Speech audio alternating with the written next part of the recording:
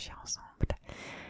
Et petit aparté, si vous entendez un hibou slash chouette en fond, c'est parce que il se tape son meilleur concert, là, je comprends pas trop. Mais voilà, c'est ça, d'habiter un peu autour de la végétation. Alors, j'ai pris mon ancien téléphone, d'accord, sur lequel j'ai mis les sujets, puisque je filme en fait avec mon vrai téléphone. Ok, c'est vraiment une organisation. Voilà, passons. Donc, mon ancien téléphone.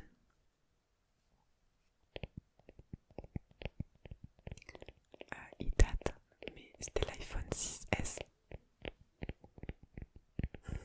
Maintenant c'est un téléphone fixe, d'accord.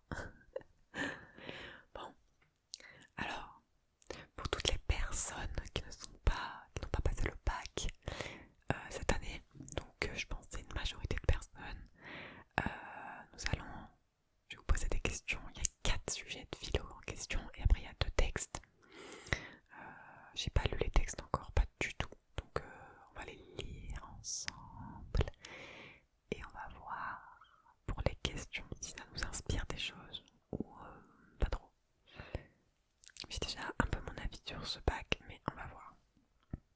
Donc je tiens à préciser que en aucun cas je me souviens des cours de philo, d'accord. En aucun cas, j'ai tout oublié. Et je pense que toi, si tu as passé le bac de philo, je pense dans 1 an, 2, allez, tu auras tout oublié aussi, donc voilà. Alors, il y a le bac général et le bac technologique. On va commencer par les 4 sujets de dissertation. Et ensuite, on lira les textes pour voir un peu quels étaient les sujets pour les commentaires de texte. À part moi j'ai jamais fait les commentaires de texte, j'ai toujours fait les dissertations quand j'étais au lycée. Voilà, parce que j'ai aimé cette liberté de pouvoir dire un peu tout ce qu'on veut. Donc, bac général, on est parti, on est prêt. Que vous êtes prêts à... J'allais dire, mais est-ce que la SMR se fait pour dormir, Pauline, arrête de faire genre. Est-ce que vous êtes prêts à réfléchir? Non. Est-ce que vous êtes prêts à faire genre? Vous réfléchissez? Moi je suis prête. Alors, bac général, pardon. Première question, premier sujet de dissertation. Ça commence assez fort. Le bonheur est-il affaire de raison? Le bonheur est-il affaire de raison? Vous avez 4 heures. Le bonheur est-il affaire de raison? Alors, je trouve ce sujet super difficile d'un point de vue extérieur et en ayant oublié mes cours, d'accord? Parce que le bonheur, c'est vraiment quelque chose de difficile. Du coup, c'est logique de définir ce qu'est le bonheur et la raison en introduction. Après, en termes de partie, franchement, je suis pas sûre si je mets oui d'abord ou non d'abord. Le bonheur est-il affaire de raison? Je pense que le plus logique, c'est de dire oui d'abord, après non, et après aller plus loin. Mais c'est chaud. Et moi, j'aimais pas les sujets liés au bonheur.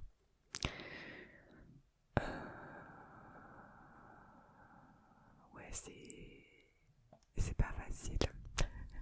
Dites-moi si vous avez passé le bac philo, quel sujet vous avez choisi en fait, et si vous avez 2-3 tips, 2-3 infos philosophiques à nous filer, parce que c'est super intéressant.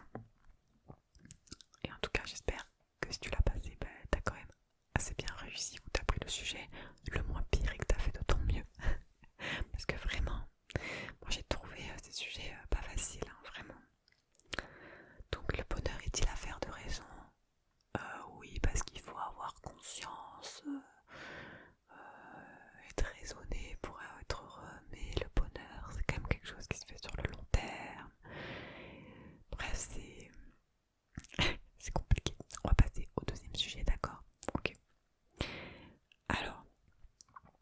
sujet numéro 2 de dissertation du bac général. Ah, celui-là, je l'ai plutôt bien aimé. Vouloir la paix, est-ce vouloir la justice? Vouloir la paix, est-ce vouloir la justice? Alors lui, je trouve qu'il est hyper intéressant. Voilà, il faut définir ce qu'est la paix, il faut définir ce qu'est la justice.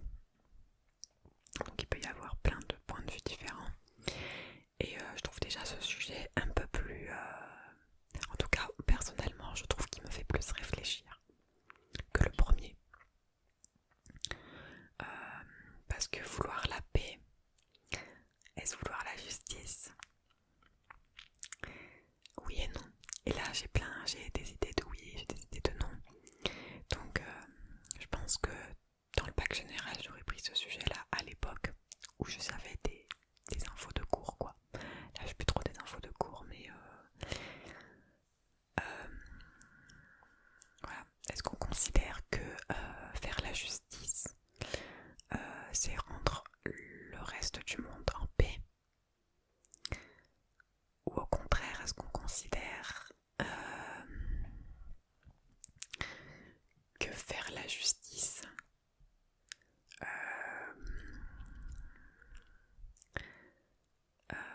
c'est hyper compliqué de mettre des mots sur ce que je pense. Pardon. Et vous voyez l'inverse, quoi.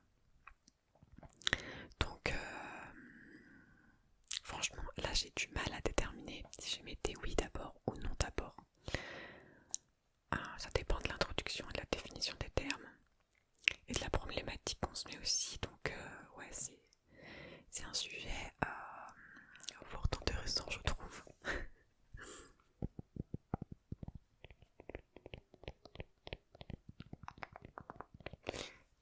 Parce que là, c'est un peu, est-ce qu'on considère la paix aussi comme un moyen d'avoir la justice? Donc, ouais, c'est large.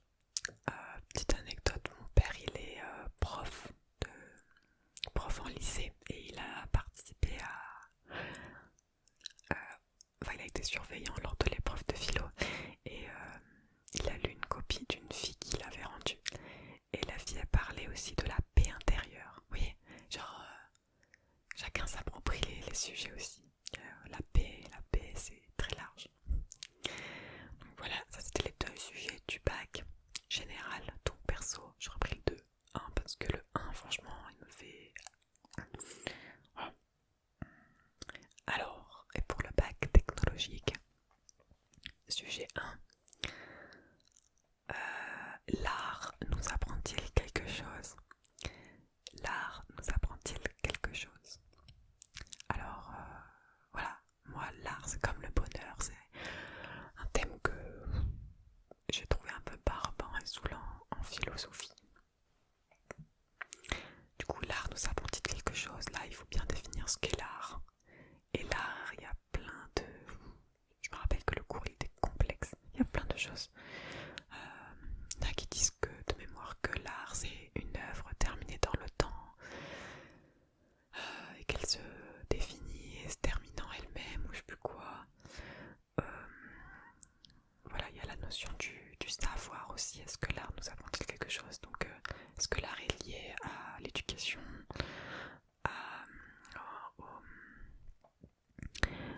au savoir, à la transmission? Donc voilà, toute cette question-là. Mais ouais, ce sujet-là, il me parle pas beaucoup. Moi, l'art nous apprend-il quelque chose?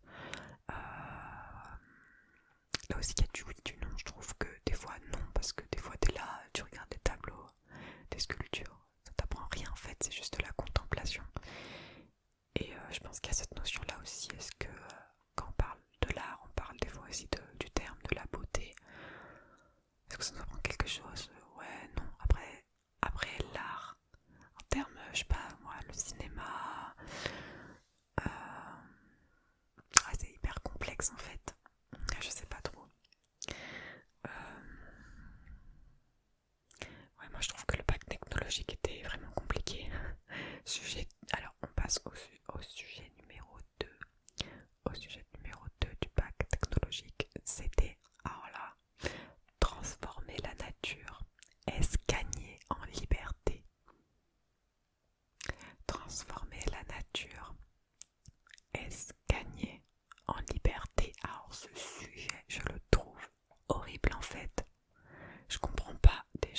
sujet. Transformer la nature. Est-ce gagner en liberté? Donc là, il faut définir la nature et il faut définir la liberté. Donc en philosophie, la liberté, c'est quand même un très gros sujet. La nature de quoi? Tu peux vraiment t'axer dans plusieurs directions. Ouais, c'est super chaud. Moi, je trouve que les deux sujets de dissertation du bac technologique, franchement, ils sont pas guicheurs pour moi. Franchement, c'est horrible. Bref, donnez-moi votre avis. Comment vous comprenez ce sujet-là? Transformer la nature. Est-ce gagner en liberté? Bon, déjà, je le vois d'un point de vue construction, d'un point de vue déjà d'un point de vue construction, genre construire des immeubles, construire des lieux de vie, est-ce que c'est gagnant en liberté? Franchement, hyper complexe là, parce que je vois bien qu'il y a plusieurs phases de la nature, genre la nature physique, la nature, transformer sa nature à soi, enfin, est-ce que c'est gagnant en liberté? Enfin bref, il y a plein, je pense que c'est large, et j'aime pas trop. Voilà, donc sur ces 4 sujets, franchement, il y en a qu'un qui vraiment me parle plus que les autres. Voilà. Maintenant, on va passer à la lecture des textes. Alors, on va prendre le texte du bac général que j'ai jamais lu encore. Alors déjà, je vais essayer de zoomer, s'il vous plaît, parce que je vois rien sur ce petit écran. Alors, expliquez le texte suivant. Vous êtes prêts? On va le lire.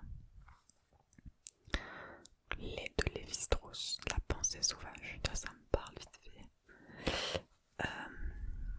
Le bricoleur est apte à exécuter un grand nombre de tâches diversifiées, mais à la différence de l'ingénieur, il ne subordonne pas chacune d'elles à l'obtention de matières premières et d'outils conçus et procurés à la mesure de son projet. Son univers instrumental est clos et la règle de son jeu est de toujours s'arranger avec les moyens du bord, c'est-à-dire un ensemble à chaque instant fini d'outils et de matériaux hétéroclites au surplus, parce que la composition de l'ensemble n'est pas en rapport avec le projet du moment, ni d'ailleurs avec aucun projet particulier, mais est le résultat contingent de toutes les occasions qui se sont présentées de renouveler ou d'enrichir le stock ou de l'entretenir avec les résidus de construction et de destruction antérieure. Et la phrase déjà elle est super longue, déjà il faut la lire 4 fois pour comprendre je pense.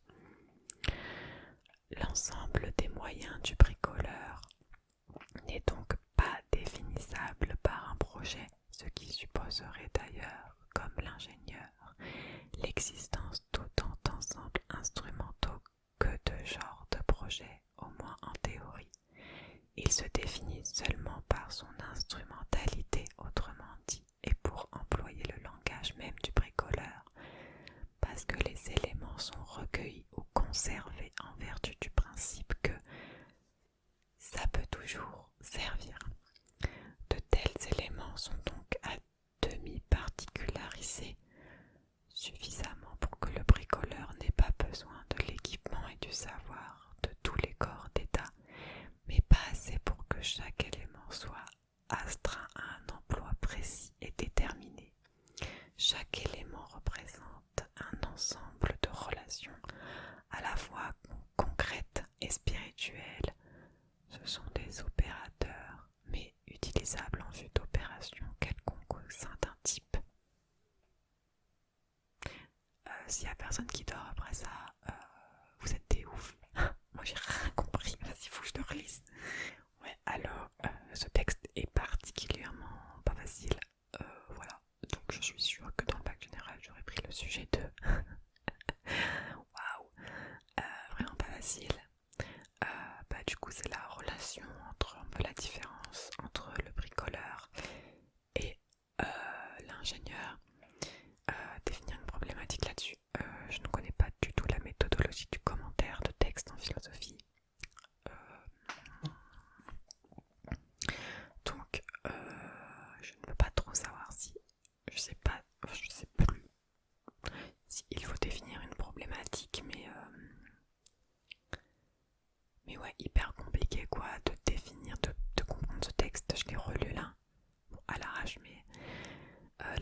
sont super longues.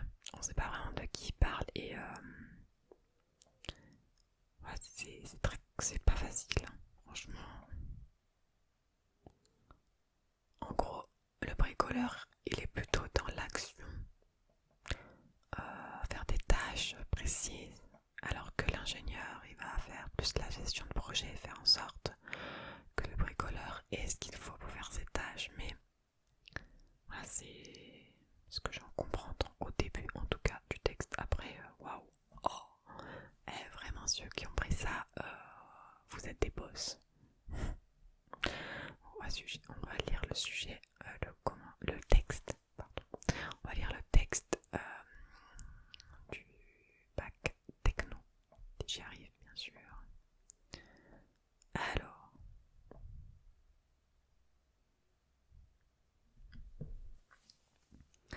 bac technologique. Alors, expliquez le texte suivant. Il est un degré de négligence qui paraîtrait mériter une punition, quoique cette négligence n'occasionne aucun dommage à personne. Si une personne jetait une grosse pierre dans la voie publique en haut d'un mur, sans en avertir les passants et sans regarder où elle pourrait tomber, elle mériterait certainement une punition. Une police vraiment exacte châtierait une action si absurde, même si elle n'avait fait aucun mal. La personne qui s'en rend coupable fait preuve d'un mépris insolent envers le bonheur et la sécurité des autres. Il y a une injustice réelle dans cette conduite. Cette personne expose inconsidérablement son prochain à ce qu'aucun homme de bon sens ne voudrait risquer. De toute évidence, elle manque du sens de ce qui est dû à ses semblables et qui est la base de la justice et de la société. Une négligence grossière est donc, selon la loi, presque l'équivalent d'un dessein malveillant. Quand des conséquences malheureuses découlent d'une telle insouciance, la personne qui en est coupable est souvent châtiée comme si ces conséquences avaient réellement été dans son intention. Sa conduite qui était seulement insouciante et insolente et qui méritait punition est considérée comme une atroce et passible du châtiment le plus sévère. Si une personne en tue accidentellement une autre par l'action imprudente mentionnée ci-dessus, elle est, selon les lois de nombreux pays, et notamment selon la vieille loi d'Écosse, passible du châtiment suprême. Bien que ce soit sans nul doute excessivement sévère, ce n'est pas du tout contraire à nos sentiments naturels. Notre juste indignation contre la folie et l'inhumanité de cette conduite est exaspérée par notre sympathie avec l'infortuné qui en souffre. Rien pourtant ne choquerait plus notre sens naturel de l'équité que de mener un homme à l'échafaud simplement pour avoir jeté avec insouciance une pierre dans la rue sans faire de mal à personne. Donc déjà ce texte, je le trouve déjà beaucoup plus clair que l'autre et beaucoup plus simple à comprendre. Donc je trouve ça un peu juste pour le vu qu'il y a eu deux sujets un peu pourris en termes de dissert selon moi pour le bac techno. Je trouve que ce texte il était vraiment cool. Donc il parle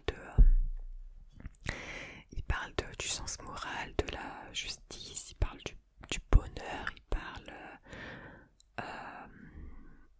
il parle vraiment de la justice quoi, il parle de la morale et du bon sens, il parle du fait que est-ce que la négligence, même si elle n'occasionne aucun mal à personne, est-ce que c'est passible d'être puni? Est-ce qu'on doit punir ce genre d'action? Ou est-ce que, à quel point s'arrête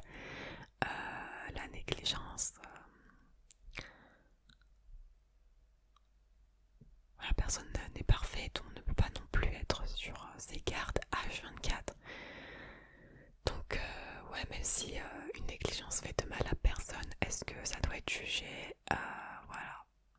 C'est vraiment très intéressant ce texte.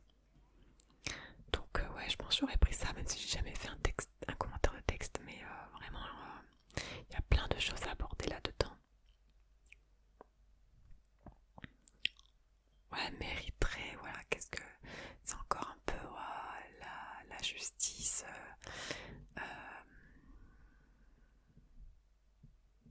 les lois, voilà, définir tout ça, qu'est-ce que la loi, qu'est-ce qui est juste, qu'est-ce qui n'est pas, blablabla. Ce texte il montre un peu que des fois, à cause de la débilité de certains, ou de l'insouciance, ou on ne sait pas trop quoi, là ils mettent plein de termes, insouciance, négligence, manque d'attention, voilà, il peut y avoir des grosses catastrophes qui entraînent des fois la mort de certains. Des fois ça peut être bateau, là ils ont pris l'exemple de quelqu'un qui lance une pierre, mais on peut donner d'autres exemples, ça peut être quelqu'un qui a bu 2-3 verres d'alcool, ou qui est fatigué, qui prend le volant après, et qui a peut-être tué la personne d'en face. Déjà sur cet exemple là, même si tu tues personne en rentrant chez toi en ayant un degré d'alcoolémie, tu peux te faire arrêter par les flics et avoir une amende, donc c'est quand même aussi puni. Ouais, il y a plein de choses et je trouve ce texte hyper intéressant là-dessus, parce qu'en plus il y a écrit théorie des sentiments moraux, donc voilà, ça parle vraiment de la morale, de la justice. Je trouve que ce sujet est très intéressant. Très intéressant. Par exemple aussi, imaginez une mère, un père, une babysitter qui est au parc, voilà, il est 2 minutes sur son téléphone et l'enfant il tombe et il se fait super mal quoi.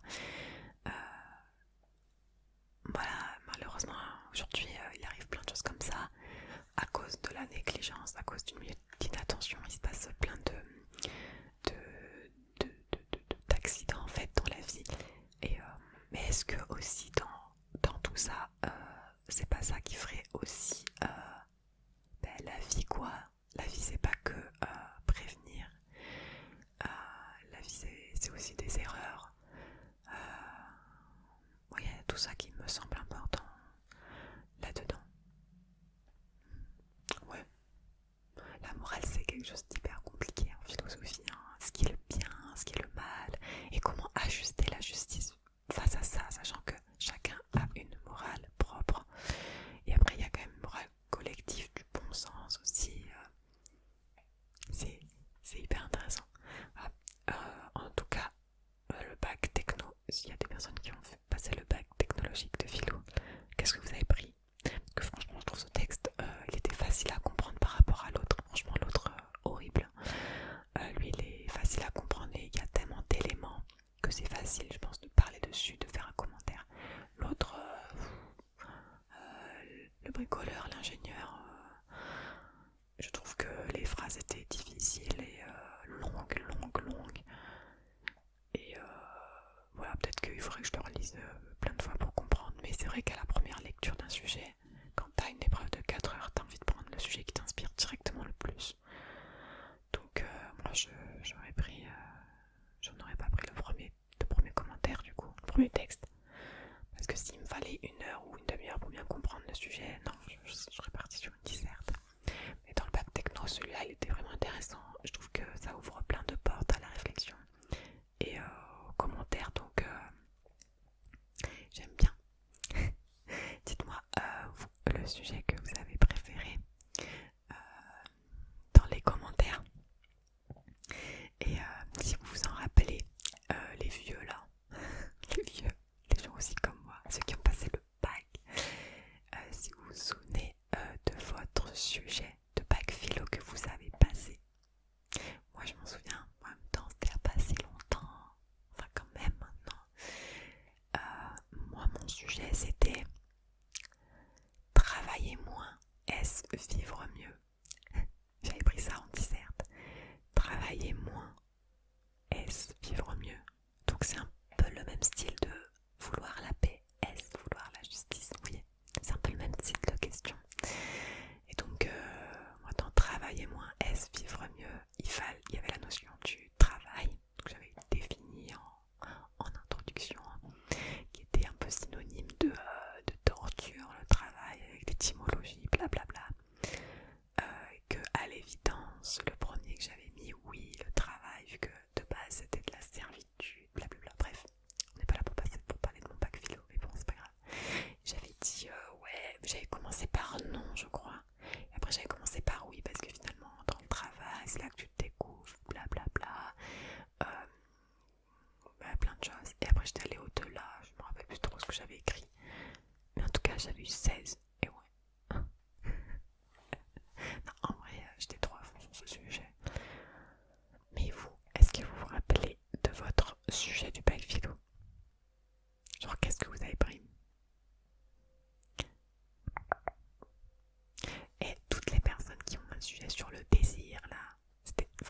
chapitre sur le désir, c'était le chapitre que je pense beaucoup de personnes appréciaient. Parce qu'il était, pas facile, mais très compréhensif en tout cas. Donc, j'espère que cette vidéo vous aura plu. N'hésitez pas à me dire si vous deviez repasser là le bac, quel sujet vous aurez choisi. Ou si vous l'avez passé, dites-nous ce que vous avez choisi. Hein. Apprenez-nous quelque chose, une petite citation, un petit auteur,